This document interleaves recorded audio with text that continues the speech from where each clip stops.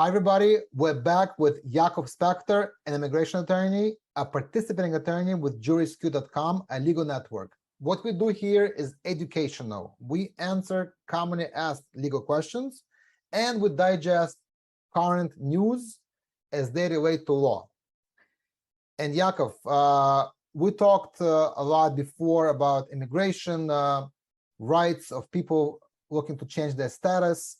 And right now, I want to make all this knowledge come to life, to practical, real life situations happening right now in New York City and in Texas.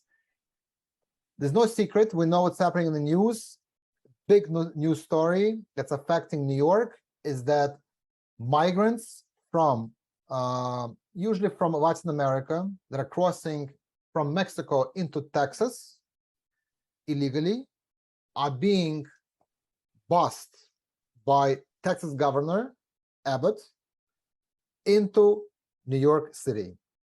And now New York City has to provide and welcome these people, provide shelter, food, possibly some emergency legal help, medical help, and so on. So I just want to understand what is going on here. And I want to understand, Yakov, what are the rights? First of all, what are the rights of these people, right? Because they crossed from a different country. Obviously, they are searching and seeking a better life. Perhaps they were in danger where they were from. And here they thought they're going to see their relatives in Illinois or Texas. They're being put on the bus. They don't know where the hell they're going. Next thing they know, Times Square. What are their rights? Yeah, it does seem kind of strange, right? Like this whole situation seems very weird, right? All of a sudden, you know, like the bus stops in the middle of Times Square, and you know, 40 people from, you know, from El Salvador or Guatemala come out. Okay, but so what's going on here, right? And you know, and it's funny because it's such a huge tangle of things that are going on here that we could probably spend hours just trying to untangle it all. Okay, but to keep it brief, because you know, I'm sure that, you know, if we spend hours talking about it, not many people are going to watch this. But what the Texan governor is doing, essentially, he's being spiteful. Okay, he is saying, hey, look, you know, look at New York City. You know, you know, this is the place, as we all know, this is, you know, the place that votes Democrat. Okay, Democrat primarily for unrestricted immigration, right? Whether that's right or wrong, we could talk about it in our later videos, but that's the case. And now we have a Texan governor who is a Republican and who says, look, you know, we get so many of these migrants coming in, okay, because we are on the border with Mexico, hundreds of thousands, millions. You know, why don't you guys get a little bit of a taste of essentially what you guys preach? You know what? I can sympathize with that. I understand that. I understand that too. And the funny thing is that the only reason that it works. Okay, so these guys weren't actually, you know, they weren't duped into coming to New York. You know, I'm sure that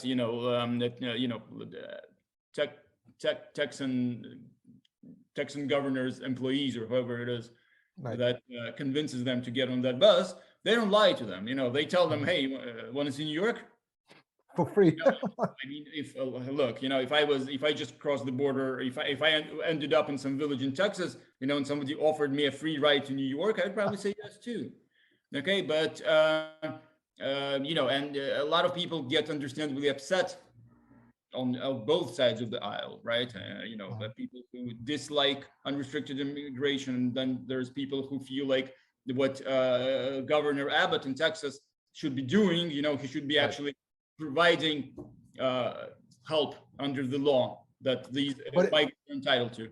But he is saying that Biden administration should be offering more help and more assistance, more federal funding to Texas to help deal with these people. Because listen, these are real people. They have needs, housing, medical, educational. So I could understand where he's coming from. I absolutely agree. But I'm not crazy about the method he's using, because he is trying to send a message to Democrats, have a taste of your medicine.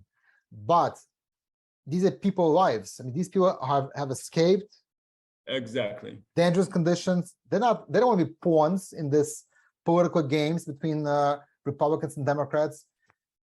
A lot of them have real cases of persecution and real claims, right? And they could potentially stay here legally. So what would you advise for these people? They come off the bus, they get a hot dog from a stand in Times Square. They can afford it. Next, what are they doing? What's their next step? So that, you're absolutely right. The federal government should be doing a little more too. If they're not policing the border, okay, and it's a big question whether they're policing it or not, and whether it's if it's the Texas governor's rights or responsibility to advise the federal government about that. But he's absolutely correct. They are bearing the brunt of a lot of these people coming in. The least the federal government can do is to actually, at the very least, to let those people know what their rights might be, because once they're already here, you cannot just take them and deport them. Okay. Oh, yeah, why not? That's good. Why not, as they come in, just send them back across the border? Why is that not allowed, or is it allowed? Well, so as they're coming in through the border, okay, either they would have to be inspected by a border officer, Okay. or they shouldn't be able to come in at all. I agree. What they do, because the border is so porous, it's thousands and thousands of miles. You cannot put a border officer every 10 feet along this border. Impossible. Right? So, of course, there's large stretches of this border which is completely unpoliced, and people get through. Okay. Now, a lot of these people, okay, yes, they're coming in for a better life, and that's their only reason to be here. But also, a lot of these people are legitimately fleeing persecution. They're fleeing gang violence in Guatemala. They're fleeing. Lots of women are fleeing sex slavery in a lot of those places where they will human trafficking. Yeah. So once they're already here and they're looking for asylum, okay, you just don't know which ones of them actually legitimately need asylum, or which ones are do not. You have to look at their claims. And the danger here is that, look, if you just start indiscriminately sending everyone back, right, and assuming even 1 out of 100 is in real danger of being killed once they go back. Okay, is it worth it? Okay, is it worth it to save the life of one person? I see. If you get another 99 of them here, who eventually, yeah, they're probably going to be better workers, more law-abiding citizens, because essentially what the statistics say is that immigrants oftentimes they commit way less crimes than people who were born here. 100%. 100%. If you're coming to a new country, I mean, you're probably not going to be inclined to commit crimes. You would want to be as good as you can be. That's not true for everyone, but it's true for a large percentage of people. Yeah. So once you're already here, if you're actually afraid to go back, your case has to be considered. Okay. And but right now, and once again, I agree with Governor Abbott that the federal government is not doing their job. Okay. They have to dedicate more resources to processing these claims, so that there's not a backlog of more than 1 million cases in immigration. Processed inefficiently. Yeah.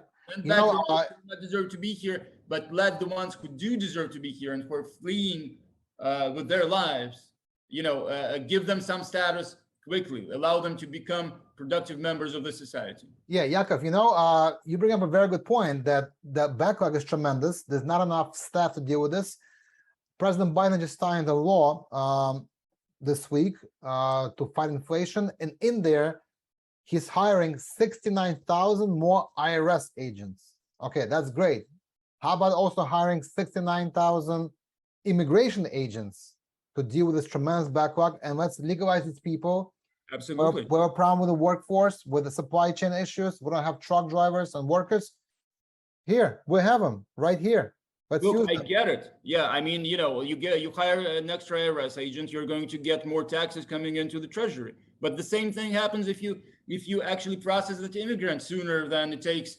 Yeah. It takes him a few years right now. He's going to start paying taxes a few years sooner. Wow, that's a great point. I didn't even think about that. You're right. That could actually, you could raise more money with immigrants than with taxes. Amazing. Probably would. Okay, see, this is why we have you on. This is it. Okay, very good. Look, today we talked a little bit about politics. Nothing wrong with that. That's fine. We don't always make it about law. Today we combine both. We appreciate it. Thank you for your time. And stay tuned. We're gonna keep on bringing back Jakub Spector for more and more analysis of immigration law, immigration policy, immigration news, immigration scams that are out there. We're here to educate the public. And what we do here is general analysis, general advice. If you want specific legal advice on your case, you have to call the number on the bottom of the screen for Jakub Spector, an immigration attorney, and then you can get a consultation that is specific to your situation, to your case, to your legal needs. Jakub, it was amazing. Thank you so much for your time. Have a great day. I'll see you next time. Bye, everybody. Glad to be here. Take care. Bye.